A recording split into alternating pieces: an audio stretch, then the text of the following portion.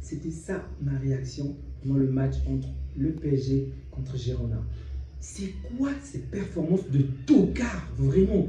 Girona a joué contre le Barça il n'y a pas très longtemps. Donc, ils sont épuisés, ils sont fatigués. Et aujourd'hui, le PSG se permet de faire ce genre de match contre un adversaire qui a pas mal fait jouer ses joueurs. Mais c'est pas possible, c'est pas possible. La première période, un manque de pressing, aucune sortie de balle cohérente, aucun jeu au milieu du terrain. Mais dites-moi, c'est quoi ce milieu de terrain qui n'a aucun niveau? Est-ce que c'est la première fois que le PSG puisse participer à la Ligue des Champions ou quoi? En face de cela, je répète, c'est la première fois que Girona joue à la Ligue des Champions. C'est la première fois. Ok? Et on attaque Xavier, un joueur qui a quel âge? 200 ans, 300, 40 ans, 37 ans. C'est pas possible que le PSG puisse faire ce genre de performance pendant une compétition comme celle-ci. Faites-le contre Brest, ok? Faites-le contre les petites équipes, contre Marseille par exemple. Mais pas en Ligue des Champions, ça n'a aucun sens. Il a fallu que nous puissions être sauvés par un but contre son compte du gardien adverse. Waouh! C'est honteux, vraiment. Luis Enrique, c'est honteux. Il disait il n'y a pas très longtemps que ça sera un pressing de 5 secondes. Vous avez vu un pressing de 5 secondes aujourd'hui? Que dès que l'adversaire aura la balle, on va se lancer contre lui. Qu'est-ce qui a vu cela aujourd'hui? C'est pas croyable. Son faux neuf, Asensio, soi-disant. Asensio, j'ai l'impression qu'il fait le même truc toutes les saisons. Il commence bien, il commence à impressionner les gens, puis pouf, il se blesse. Il a fait le même coup la saison dernière, et voilà encore cette saison. On passe. Kolo Muani qu'on a mis à sa place, mais quelle bande de tocards. Oui, il s'est procuré des occasions. Oui, il a réussi à faire certains gestes assez sublimes, je vais le dire ainsi. Mais qui était l'adversaire aujourd'hui?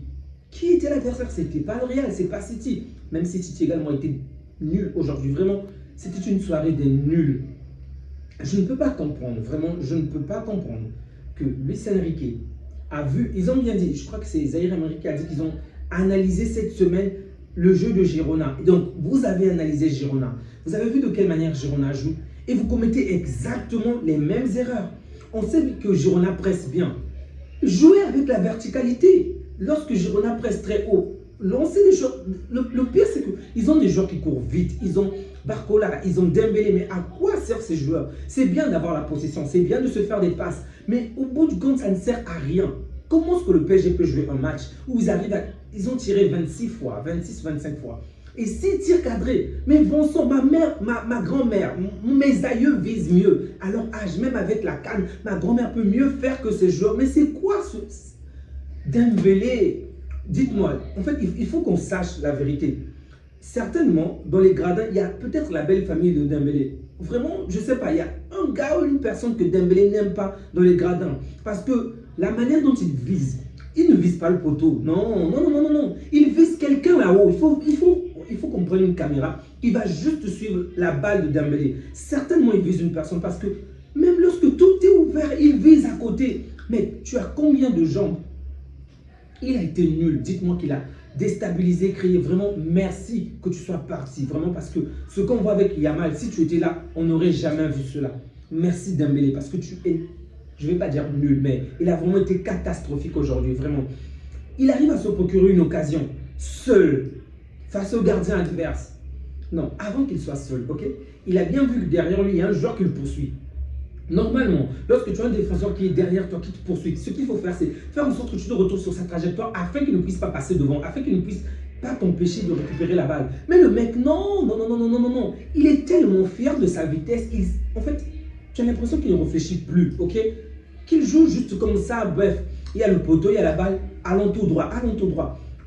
Il ne se met pas sur la trajectoire du joueur, donc pour empêcher le joueur de l'arrêter, il continue juste à courir. De l'autre côté, il y a Barcola qui est là, Barcola qui est libre, qui peut faire la passe pour que Barcola marque, ce qui est très simple. Le mec me sort face à face avec le gardien, ok? En face, je précise que c'était un bon gardien, pas de souci. Même si le but que le Paris Saint-Germain a marqué, il est fautif sur ce but, mais dans l'ensemble, c'est un bon gardien qui a fait un bon match. D'accord. En face, tu as un gardien, un bon gardien, ok, qui n'est pas totalement sorti. Tu es seul face à lui. De l'autre côté, tu as ton copain. Derrière toi, il y a un défenseur qui arrive. Et tout ce que tu trouves à faire, c'est de laisser prendre un petit pont. Mais qui a la balle? Est-ce toi ou le défenseur? C'est pas croyable. Le niveau de Dembélé est juste nul aujourd'hui, vraiment nul. Barcola. Mec, c'est quoi le problème? Peut-être qu'il est épuisé, je sais pas. Vraiment, je ne vais pas dire grand-chose sur Barcola, mais il n'a pas été à la hauteur d'aujourd'hui. En fait, il n'y a aucune ligne où j'ai trouvé un joueur satisfaisant. Aucune ligne. Je les ai tous trouvés en deçà de la norme, vraiment. Vous jouez contre une équipe dont le 11 n'a normalement pas le talent, pas les capacités nécessaires d'être titularisé dans votre équipe et vous jouez ainsi.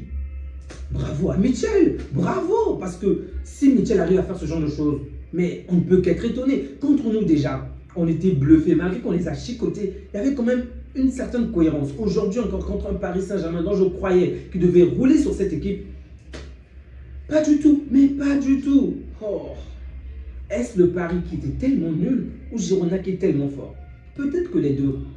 Une chose est certaine, ce n'est pas avec ce genre de performance que le PSG ira loin. Vraiment, j'espère vraiment, alors là vraiment contre Arsenal ou d'autres équipes, le PSG va nous sortir un match complètement différent de celui-ci parce que la première période a vraiment été catastrophique. La deuxième période a été, je dirais, moyenne, ok? Ils se sont procurés énormément d'occasions, mais ils ont été tellement maladroits que même des aveugles auraient pu marquer les actions qu'ils ont ratées. Que dire encore? Défensivement, en première période, j'ai quand même trouvé une toute petite cohérence. Ok, défensivement, il y a eu une toute petite cohérence, mais c'est tellement mitigé. En fait, j'aimerais dire que c'est vraiment mitigé parce que est-ce la cohérence du PSG qui a empêché l'adversaire de marquer ou juste le manque d'efficacité de Girona? Parce qu'il faut le dire, Girona s'est procuré énormément d'occasions. Girona pouvait marquer. Eux aussi, je ne sais pas. En fait, ils étaient habités par un esprit de nul. Bref, je suis heureux que le PSG ait gagné, mais le contenu du match était tellement bof, vraiment bof. Pour moi, personne n'a été bon aujourd'hui. En commençant par le coach Luis Enrique et même les joueurs. Luis Enrique aujourd'hui a perdu le contrôle. J'ai cru voir Xavi. Sincèrement, Luis Enrique qui est souvent assez calme. Aujourd'hui, il était nerveux. Mais c'est normal qu'il soit nerveux. Lorsque ton équipe joue comme une équipe de seconde division. Si c'était Marseille, j'aurais pu comprendre que Marseille puisse être nul à ce point. Mais quand même, vous êtes le club de la capitale. Oh. Bref, ce sont des performances que Marseille doit réaliser au quotidien. Ok, c'est pas choquant si c'est Marseille, mais pas le PSG quand même. J'ignore si ces joueurs-là se trompent de maillot en fait. Mais bref, on va s'arrêter là les amis, on va s'arrêter là parce que ça me donne vraiment des maux de tête. Prenez bien soin de vous ainsi que des vôtres. N'oubliez surtout pas de laisser un like si vous avez aimé la vidéo. Si vous n'avez pas aimé, faites-moi savoir ce que vous en pensez à travers les commentaires. Ça me fait toujours plaisir de vous lire. Prenez soin de vous ainsi que des vôtres et que Dieu vous garde. Ciao.